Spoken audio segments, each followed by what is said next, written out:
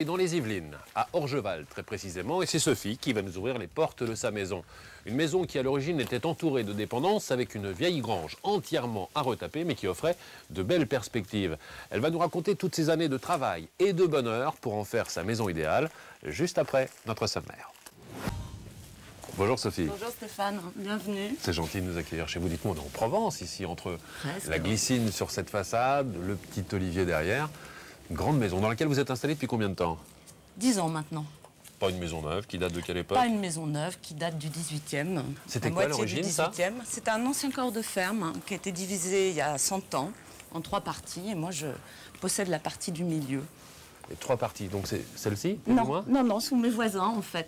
Les 3 parties de cet ancien corps de ferme, c'était donc un ensemble de granges. Vous voyez que toutes les structures ont la même taille et les mêmes volumes. Et tout ça a été relié maintenant, ça c'est vous qui l'avez installé? Oui, absolument. Ça c'est moi qui l'ai fait.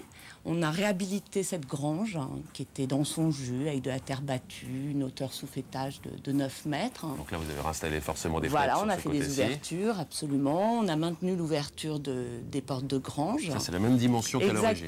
Exactement. Ça, c'est du sur-mesure, la véranda. Ça, c'est du sur-mesure, absolument. Réalisé par un serrurier, avec un petit toit en zinc. Les travaux ont pris combien de temps? Pour cette partie, on a échelonné sur 4 ans. Sur 4 ans. Et lorsque vous êtes arrivé, vous viviez essentiellement dans cette maison, là où il y a la glycine. Cette partie était déjà effectivement aménagée. On a fait des petits travaux d'agrément.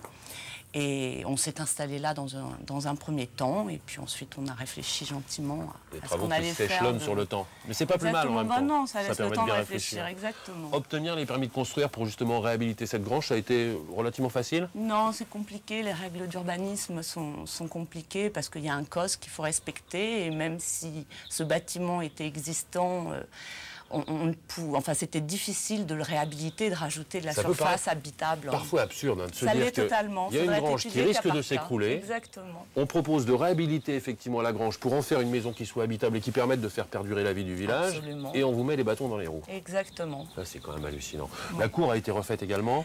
Totalement, pavé, des petits graviers parce que le terrain est assez humide, donc c'était beaucoup de boue. Bien sûr. Donc avec les enfants, c'était pratique d'avoir une petite surface un peu sèche. Et en matière de décoration, le ton est déjà donné. Hein. Oui. Il y a beaucoup de choses qui viennent du milieu industriel, qui ont été détournées. Là, je vois le touret, en l'occurrence la petite bobine qui a forcément trouvé son emplacement avec le parasol. Tout à fait. Qui vient se placer au milieu. Mmh. Et cette table-là, c'est quoi? C'est un plateau de camion, non? Oui, ce sont des planches de récupération. Avec les encoignures qui ont été réalisées sur mesure. Voilà, exactement.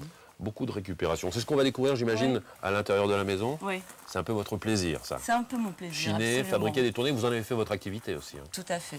Ça, c'est le portail d'origine. Oui. On ne rentre pas de voiture ici. Non.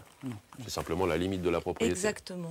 Bien, ça tombe bien. On va parler justement de portail automatisé. C'est le dossier qui nous intéresse cette semaine. C'est la limite, comme je le disais, c'est la protection pour les habitants et tous ces systèmes fonctionnent avec des télécommandes. Alors avec Question Maison, nous nous sommes intéressés à tous ces portails automatisés et même au must, la dernière tendance, le portail automatisé qui fonctionne à l'énergie solaire. Puis on va maintenant s'intéresser à l'intérieur de la maison. Oui. Et puis là, on descend, il y a différents niveaux. C'était déjà comme ça avant? Non, c'était au même niveau que la cuisine et j'ai fait creuser de 40 cm cette pièce qui était très basse de plafond. Ah bah 40 cm, je me tapais dans la poutre. Exactement, assommé. Vous avez refait les sols ici? J'ai refait les sols, absolument. C'est une réédition en chaîne. C'est pas de la récupération, ça? Non, c'est pas de la récupération. Parce que trop de contraintes avec la récupération. Donc c'est une réédition dans du chêne vieilli. Super, mais en dessous, c'est quoi? C'est une petite dalle de béton à réglage comme ça? Exactement. Alors cette poutre dans laquelle j'aurais dû me cogner a été entièrement repeinte. Vous avez conservé toute la hauteur sous plafond. Hein. Oui, bah là, impossible d'y toucher. Puis c'est beau en même temps. Oui. Ça aurait été dommage de cacher ça. Exactement. Quand on parle de cacher, quand on met de la planche de coffrage, c'est souvent un cache-misère. Est-ce que le mur était dans un état lamentable et que vous avez préféré prendre cette option? Un petit peu les deux, mais il y avait aussi un choix de décoration qui était là, mais effectivement, les murs étaient humides. Donc ça permet de les faire respirer, puis c'est agréable à l'œil, c'est un matériau qui est chaud, le bois. En matière d'accentuer la décoration, il y a effectivement le petit sous-bassement d'une autre couleur. Les tonalités de gris qu'on va retrouver dans le mobilier que vous avez choisi, ça vient d'où ça exactement? Ça, c'était un meuble de dentiste ou de médecin pour ranger les ustensiles ou les médicaments. Voilà, il a été totalement décapé. Ah, c'est superbe, hein. Les petites étiquettes qui ont été conservées, bien sûr. Absolument.